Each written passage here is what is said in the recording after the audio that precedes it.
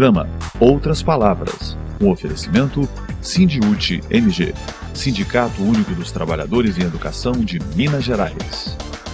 Olá, no programa Outras Palavras de hoje você acompanha uma conversa no bloco Educação em Debate sobre o protagonismo dos educadores mineiros em alguns momentos políticos importantes de Minas Gerais.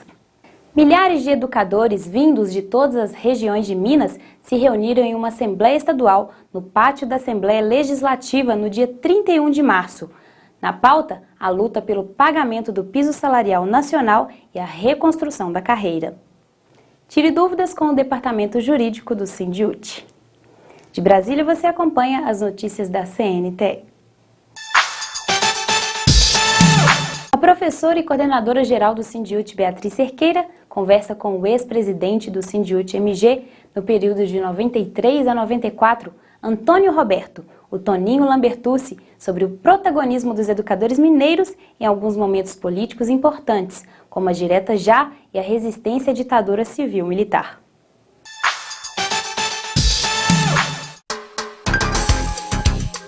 Educação em Debate.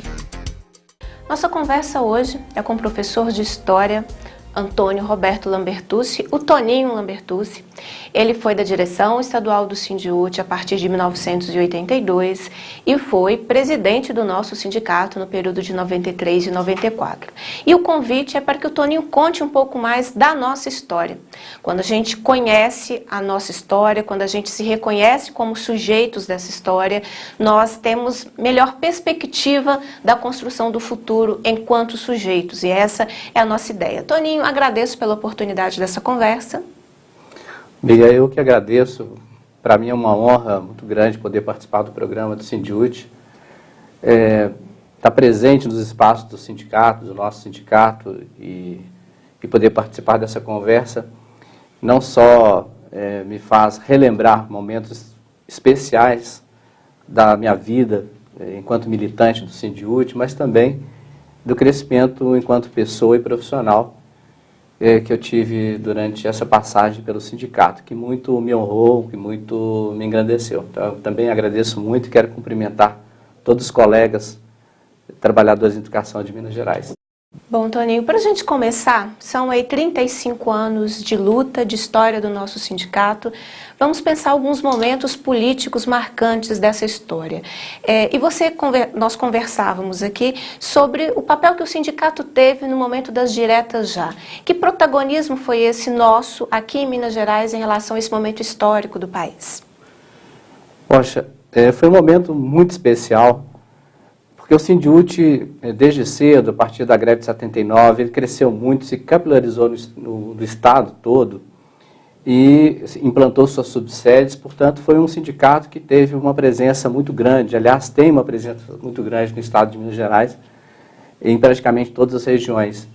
Então, a participação do Sindiúti em todos os momentos políticos, a partir da sua fundação, foi muito importante, porque colaborou, além da fundação da CUT, além do fomento e contribuição e colaboração para que os movimentos sociais do Brasil pudessem, aliás, em Minas Gerais, particularmente em Minas Gerais, pudessem crescer, a luta contra a ditadura militar e a mobilização toda, ela não foi só apenas em Belo Horizonte. Foi em Belo Horizonte, mas foi em praticamente todas as regiões do estado. E o Sindiúti contribuiu muito, porque mobilizou os professores no país, no estado inteiro, no país, obviamente, participando com a CNTE, mas particularmente em Minas Gerais, para que nas salas de aula, para que o diálogo com os pais, para que o diálogo com as associações de moradores, trouxessem à tona a questão da resistência à ditadura e à luta pela redemocratização do país. Então, após o colégio eleitoral, o movimento todo, a mobilização em relação às diretas, foi um momento político particularmente importante. O Sindiúti não poupou esforços de mobilizar a categoria para fazer a discussão política nas escolas, mas também para que ela pudesse participar das mobilizações de rua que houve. O Sindiúti ainda era bastante mais, do ponto de vista de infraestrutura, menor do que é hoje, mas também já tinha essa pujança política E isso foi significativo para que a gente pudesse mobilizar as dezenas de milhares de pessoas que participaram da mobilização das diretas aqui em Minas Gerais. Toninho, esse debate ele é importante porque nas recentes greves que nós enfrentamos aqui no Estado, o governo sempre nos acusa de movimentos políticos, como se nós fôssemos uma categoria que não pudéssemos interferir na realidade em que nós estamos. Então, acho que é importante as pessoas saberem esse papel que nós, enquanto trabalhadores, que o nosso sindicato teve nesse período. E eu sei também que o sindicato foi muito importante na criação da CUT. Você pode contar um pouco dessa história? O movimento sindical, ele não é que ele desapareceu durante a ditadura militar. Houve uma redução das atividades políticas, sobretudo de rua, mobilizações e greves.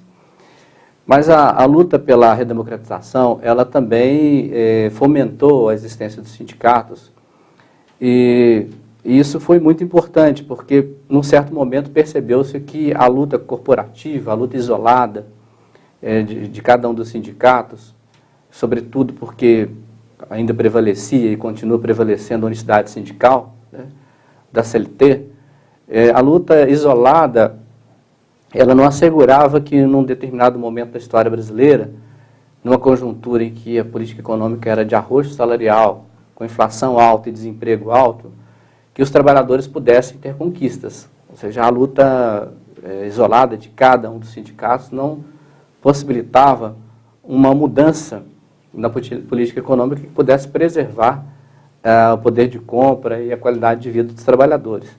Então, o surgimento da CUT foi uma necessidade dessa articulação entre os vários sindicatos para que as lutas, para que as reivindicações de caráter mais geral, que não podem ser confundidas de forma nenhuma com reivindicações partidárias, né, não tem nada a ver, são reivindicações de uma política econômica, eram reivindicações de política econômica que pudesse tratar os trabalhadores de uma forma mais respeitosa e, ao mesmo tempo, assegurar o poder de compra dos seus salários. Então, no momento que a inflação era alta, desemprego forte, né, e uma concentração de renda muito ampla no país, ou seja, o poder de compra dos trabalhadores se dissolvia rapidamente. Então, a criação da CUT, o Sindiúti investiu também na criação dessa central sindical, porque era necessário enfrentar essas situações de uma maneira mais articulada. E foi bem sucedido, A CUT foi criada nacionalmente e, posteriormente, foram criadas as centrais sindicais, as CUTs estaduais, e o Sindiúti participou desde o início de sua direção, da direção aqui da CUT Minas, né? E agora tem tido diria quase a honra, né, de ter a coordenadora do Sindiúti na presidência da CUT. Na verdade, para o Sindiúti é uma grande valorização para os profissionais da educação também, poder colaborar com a CUT nesse aspecto. Então, essa contribuição, ela demonstrou que é possível e é necessário fazer uma luta por reivindicações mais específicas, de salário, de carreira, mas é necessário não perder também de vista o conjunto, da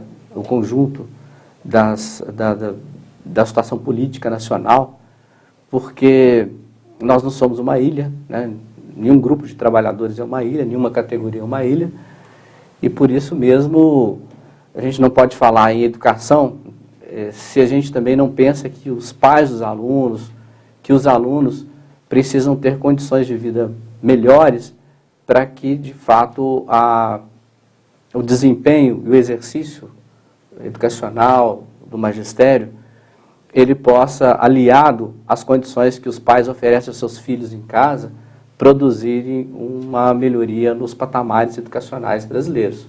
Só juntando os dois esforços, esse exercício da docência, do magistério e do trabalho dos trabalhadores da educação de modo geral, dos profissionais de modo geral, com condições de vida, com uma família estruturada, com uma moradia digna, com os pais tendo renda suficiente para que possam dar o mínimo de condições de sobrevivência aos seus filhos, é que a gente, de fato, vai produzir patamares educacionais mais satisfatórios no país, que é o que o nosso povo reivindica, merece e o país precisa, para que o desenvolvimento sustentável que tem sido consolidado nos últimos anos possam se manter. Tony, agora voltando para o sindicato. O Sindiúti, ele tem uma organização que é pelo estado inteiro, a questão das nossas subsedes. Hoje são mais de 80 subsedes espalhadas por todo o estado. Você mencionou essa questão. Que importância, na sua avaliação, tem essa nossa forma de organização, que ela é descentralizada, cada subsede tem a sua própria direção, que faz a luta naquela região, que se articula com outros movimentos? Que importância tem isso desde que o sindicato foi se organizando a partir e com as subsedes? Falar do Sindiúti é sempre uma satisfação muito grande. Me emociona, de certa forma, falar do nosso sindicato, porque essa capilarização que o Sindiúti tem é um formato democrático que foi concebido justamente pensando em superar vícios do movimento sindical. Vícios tais como a centralização, direções que eram absolutamente elitistas no movimento sindical e descoladas da realidade das suas bases, dos trabalhadores de modo geral. O Sindiúti fez diferente. Ele, primeiro, pensou na democracia, ou seja, o sindicato precisa ser democrático, e para ser democrático é preciso que os trabalhadores filiados ao sindicato possam participar da vida do sindicato, estejam onde estiverem. E por isso essa conformação através de subsedes, ela é uma forma democrática muito importante. Mas o Sindiúti, além das subsedes, o Sindiúti tem instâncias democráticas que funcionam regularmente, não funcionam periodicamente, funcionam regularmente, funcionam com legitimidade e funcionam com peso político. O seu Conselho Geral é eleito na base e funciona regularmente. As suas assembleias, as assembleias que o Sindiúti convoca, apesar de não serem só de afiliados, é de toda a categoria, mas reflete a posição do Estado todo através do seu Conselho. O Sindiúti realiza seus congressos regularmente, são congressos em que os filiados tomam decisões, muitas vezes decisões que não são necessariamente as mesmas decisões da direção. Então, toda essa articulação de espaços democráticos faz do Sindiúti um dos sindicatos mais democráticos e com maior legitimidade de base que existem no país. E, por isso mesmo, o sindicato, que hoje tem quase 100 mil filiados, quase a metade da categoria afiliada, e suas instâncias estaduais funcionam de modo geral. Não é um sindicato que a direção estadual, que baixa ordens de cima para baixo, que baixa determinações de cima para baixo, muito pelo contrário. Ou seja, todas as elaborações políticas do Sindiúti, elas vão sendo construídas pela subsede, depois no conjunto do conselho, depois nas suas conferências pedagógicas, que eu estava me esquecendo de falar, esses espaços formidáveis que o Sindiúti faz, que são conferências para debater aspectos educacionais, pedagógicos, procurando elaborar contribuições para aperfeiçoar as políticas educacionais no Brasil. Ou seja, e nós sabemos que quando há uma relação mais aberta entre o sindicato e os governantes, a administração, a tendência é que as políticas educacionais sejam ainda mais aperfeiçoadas. Continuaremos essa conversa no próximo programa. Fique ligado, o jurídico do Sindiúti esclarece sua dúvida. Tira dúvidas. Eu gostaria de um esclarecimento. O reajuste de 5% nos salários dos servidores da educação sempre ocorrerá uma vez por ano? Sim, de acordo com a Lei Estadual 18.975 de 2010, os servidores terão a garantia de ter os seus vencimentos reajustados uma vez ao ano. Entretanto, a lei não estabelece o percentual definido para esse reajuste.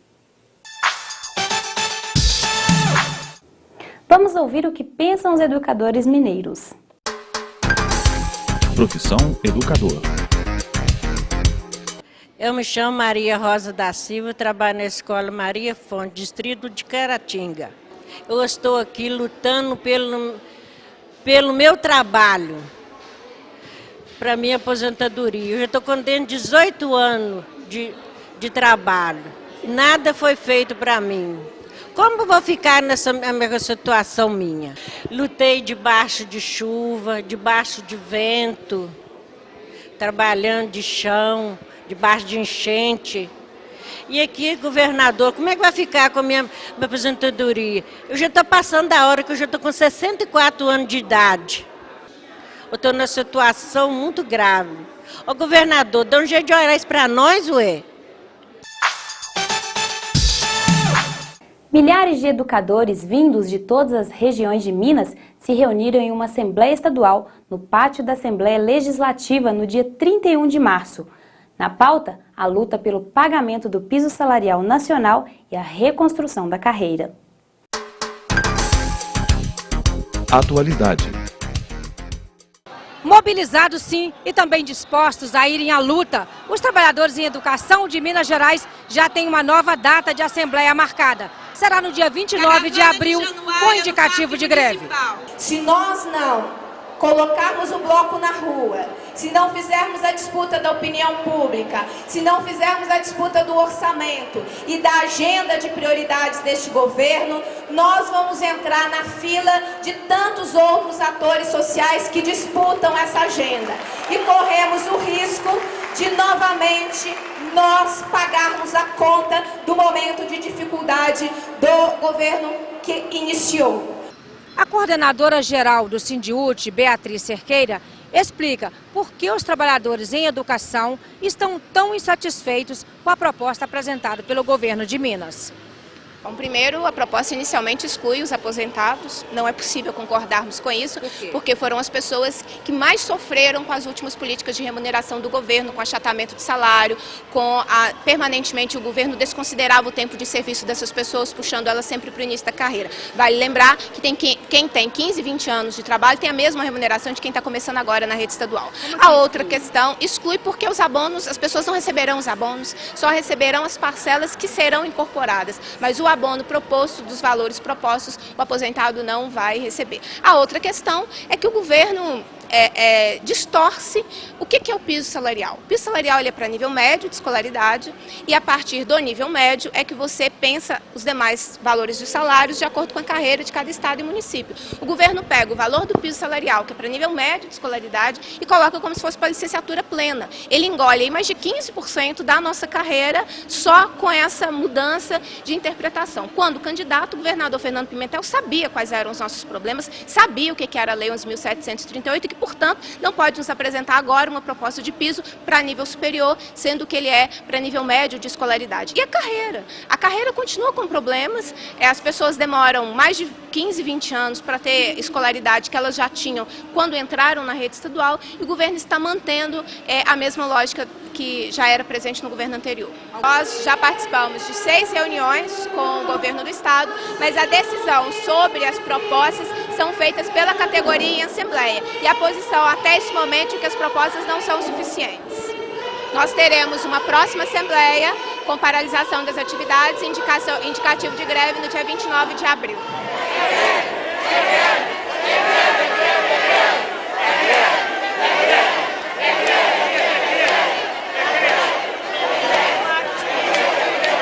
Meu nome é Priscila, sou professora do Instituto de Educação aqui de Belo Horizonte e viemos hoje, né, continuaremos mobilizados até o dia 29. O tempo do Pimentel está correndo, esperando ver qual é a proposta que ele nos apresenta. Se não apresentar a proposta satisfatória, dia 29, vamos tentar aprovar ou não, né? Vamos conversar com a categoria e ver se é isso, se é greve, se não é. Mas o tempo do Pimentel está contando, estamos mobilizados aguardando a proposta. Sou o professor Antônio Elvésio Almeida, professor aposentado, 32 anos de luta no Sindiúti. Nós queremos dizer ao governador que nós não estamos implorando dele nenhuma esmola.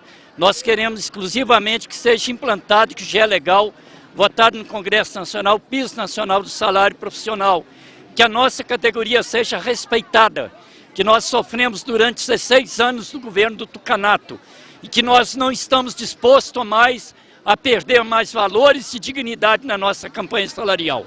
Eu sou professora Leila Alves Pereira Lima, da Escola Estadual Cândido Portinari. Nós estamos aqui, neste momento, mobilizados mais uma vez na luta em prol da educação, uma educação de qualidade para o Estado de Minas Gerais, para nossas crianças, nossos jovens e nossos alunos da EJA. Senhor Governador Pimentel, na sua campanha eleitoral nós vestimos a sua camisa, você assinou conosco um compromisso de cumprir o piso nacional, a Lei 11.738. E até então, o governo não se posicionou favorável a nós. A nossa educação em Minas, ela tem fome e tem sede de justiça. Contamos com você, a luta continua. Dia 29 de abril, se não tiver nada resolvido, nós estaremos votando pela greve por tempo indeterminado. Assim como foi há 3 anos atrás. Tivemos 112 dias de greve. Nós estamos prontos para a luta.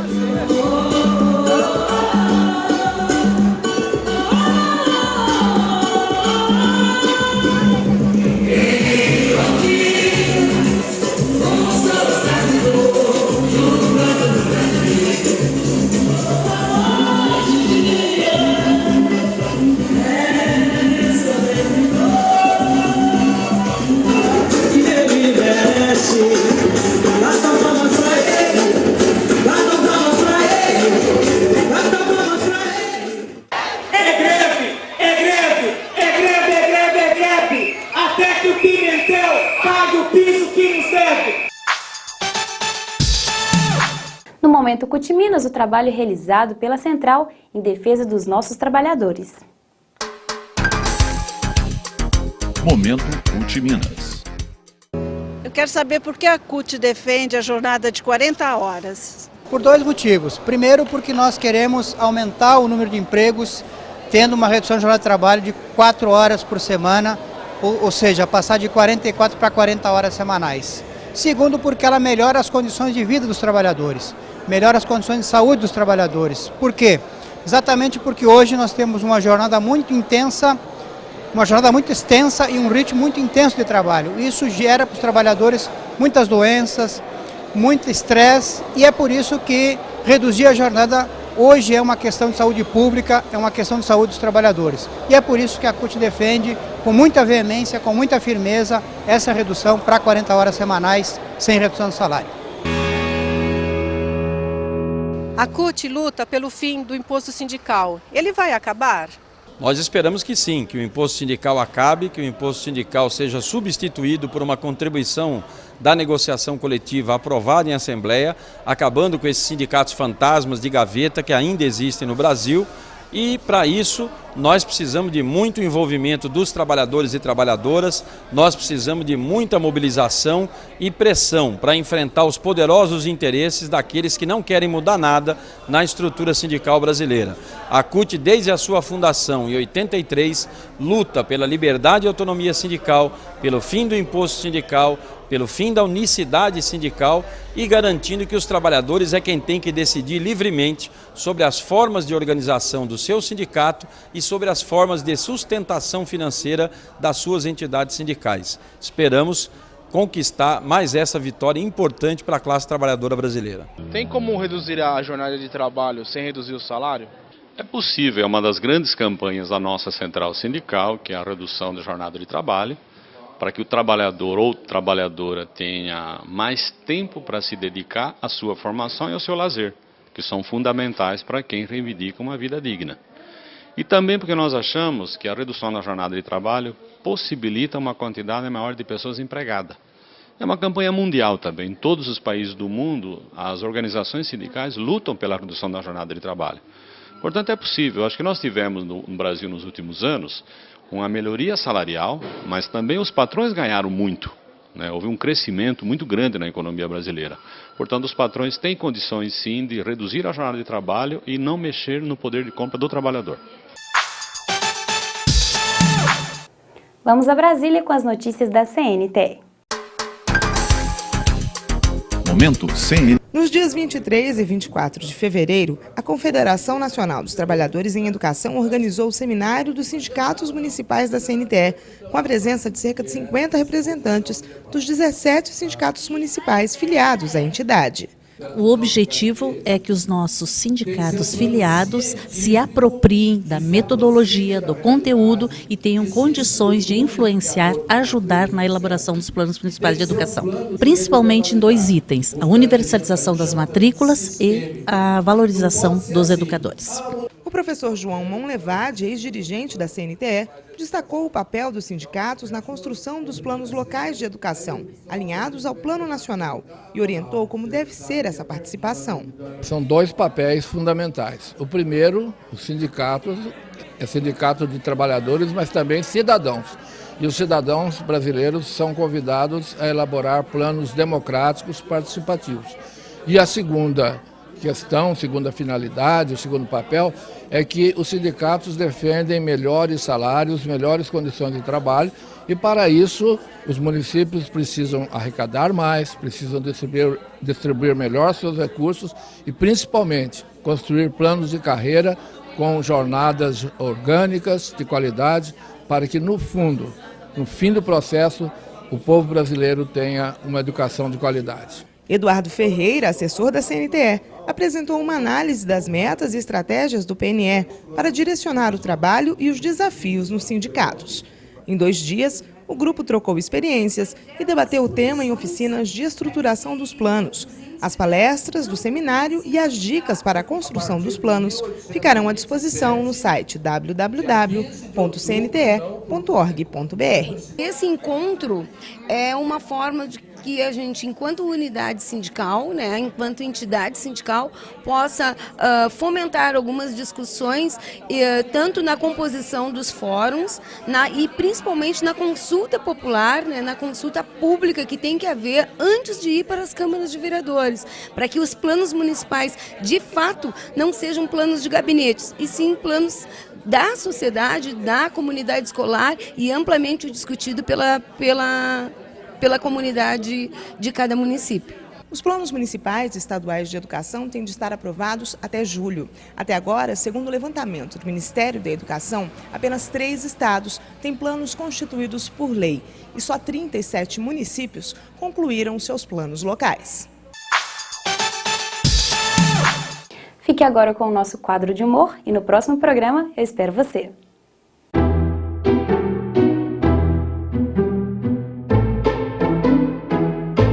Gente, nada cai do céu. Acho melhor a gente levantar nossa bandeira.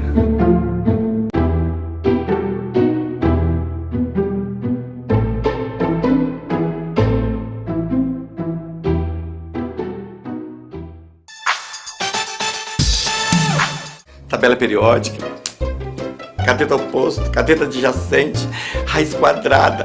Isso enlouquece a gente. A gente aprende isso na escola, mas logo a gente esquece. Mas tem uma coisa que a gente aprende na escola e que jamais esquece: o valor do educador e da educadora na nossa vida. Afinal, eles dedicam a própria vida a ensinar, a compartilhar o conhecimento. Então, está na hora do governo de Minas pagar a dívida que tem com os trabalhadores e as trabalhadoras em educação. Pagar o piso salarial nacional e reconstruir a carreira é o mínimo que o governo precisa fazer para mostrar que, além de você, ele também reconhece o valor da educação. Educadores e educadoras, Minas Gerais precisa reconhecer o valor de vocês. Sindicato Único dos Trabalhadores em Educação de Minas Gerais, Sindiúte MG.